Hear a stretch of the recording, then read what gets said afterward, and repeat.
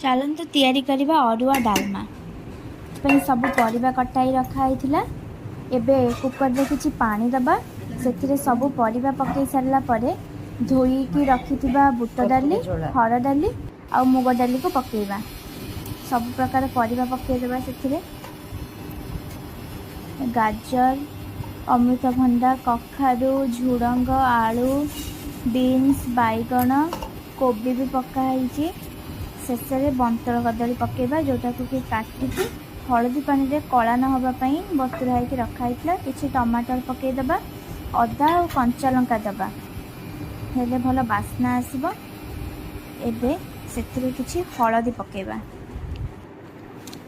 हलदी गुंड पकेबा कुकर रे। तापरे स्वाद अनुसार लुण देबा निज हिसाब रे लुण पकेबा। कुकर रे ढांकुनी बंद करी गोटे सीटी दबा। किछि समय पर नड़िया पकईकी फुटेइबा से किछि गुआ घी पकईदबा जो कि भल बास्ना आसब। फुटवा समय रे कस्तूरी मेथी पकईबा। तापरे एबे चलंतु बघारिबा।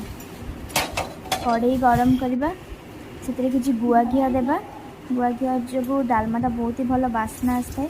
सुखिला लंका पकईबा तापरे से जीरा और पंचफुटन पकईबा पकाई टिके गोलई दे से डालमा पकईदबा। देखो डालमा पकई टिके फुटेकी से ढाली दबा।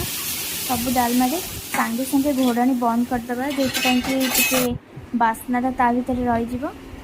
किछि समय पर ढांकुनी खोली जीरा आउ लंका गुंडा पकईबा तापरे धनिया